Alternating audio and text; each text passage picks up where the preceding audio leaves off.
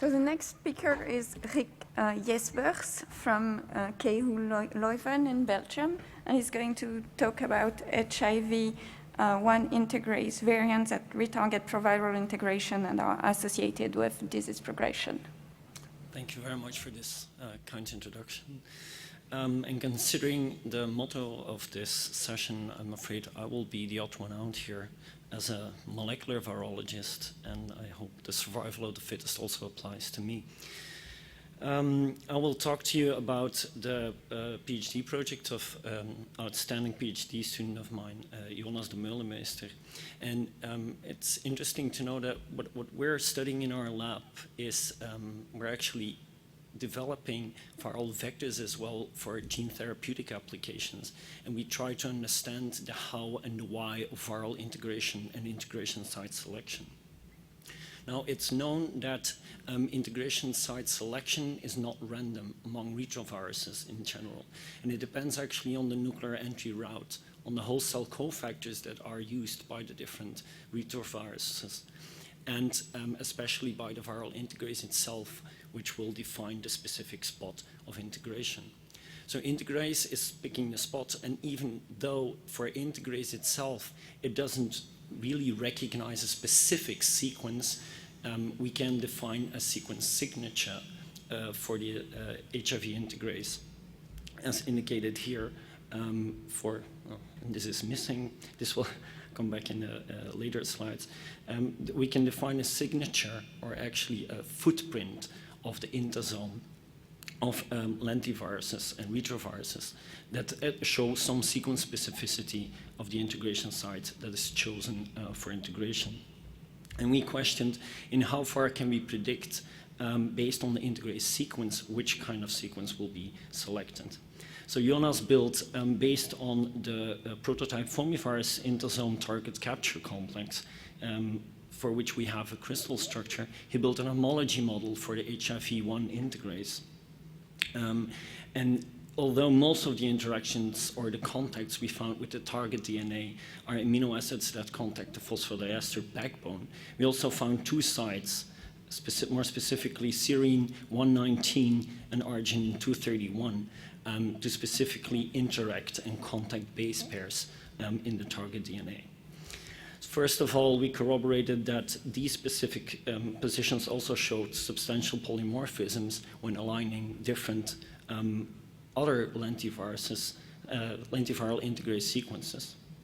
And when we looked into the Los Alamos HIV sequence database, where we retrieved about 2,300 HIV integrase sequences from HIV patients, also there we found alternative polymorphisms for these specific positions in the HIV integrase sequence.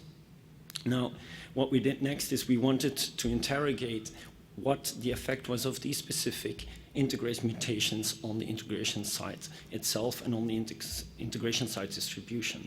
So we introduced all these variants into a multiple round HIV NL43 background, and as well in a single round HIV luciferase reporter-virus, and first of all evaluated infectivity and replication capacity, and found that both were non-affected in both cellular laboratory cell lines, but also in primary T cells.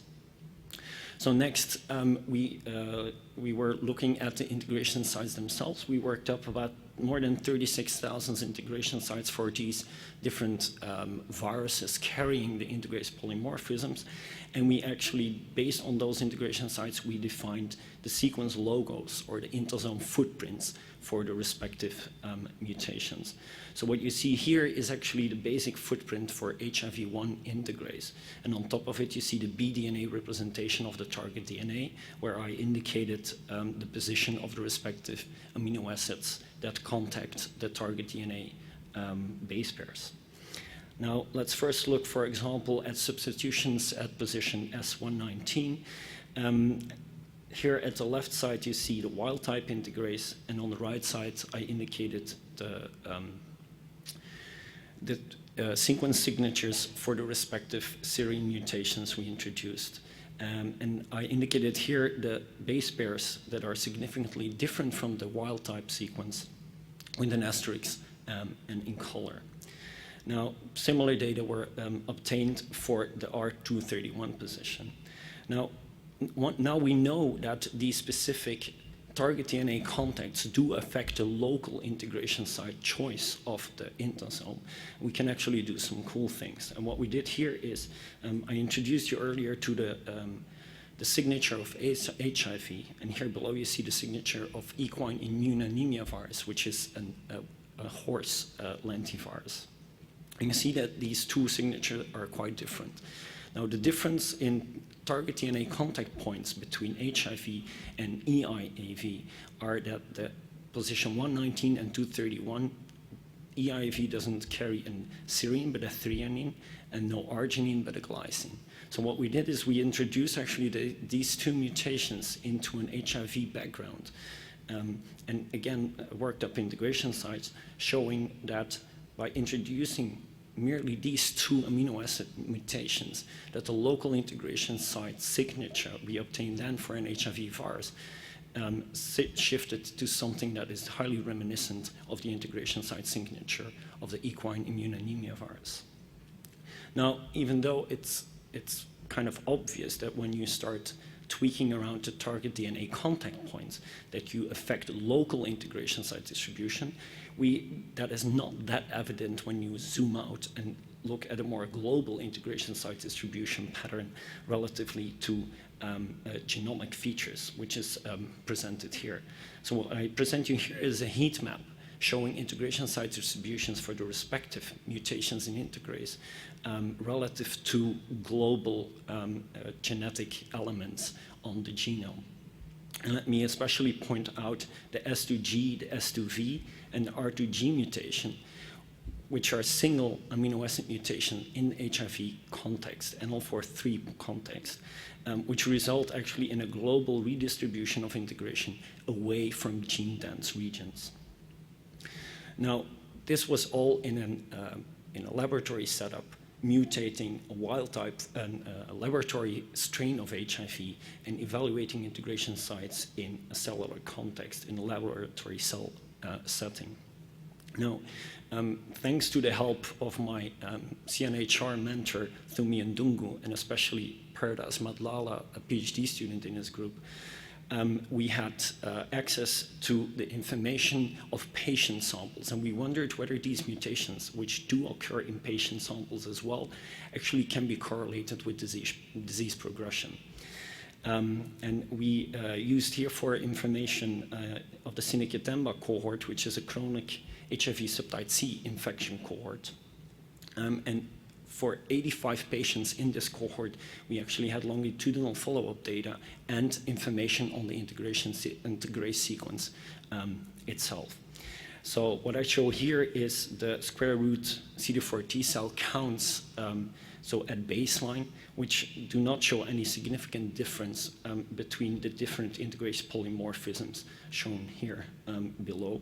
But when we look over time at the disease progression, here monitored by the loss of CD4 cells over time, it's very interesting to see that even though we only have one patient for either one of these mutations, it's very interesting to see that single amino acid mutations in the HIV integrase, in these patient samples, of which we can show that they do locally and globally retarget their integration, that they are actually associated with a faster disease progression. In conclusion, we showed that integration site targeting is actually triggered by specific amino acids in the HIV-1 integrase, particularly position 119, 122, and 231. Altering these target DNA contact points can shift locally, but also globally, the integration pattern of the HIV virus.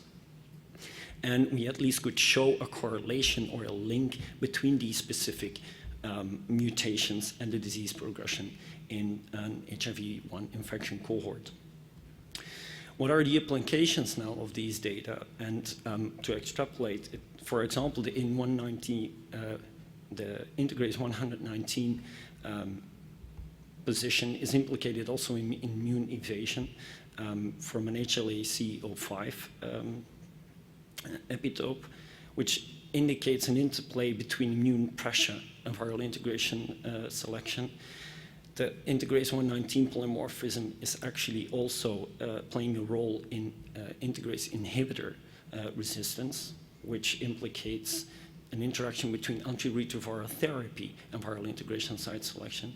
But further, it's most important that more patient data is collected, especially sequence data of the integrase sequence, to correlate the integration site selection we see here with virulence and viral evolution.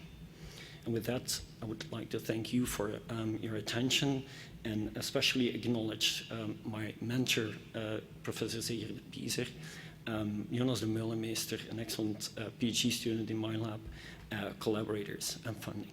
Thank you very much.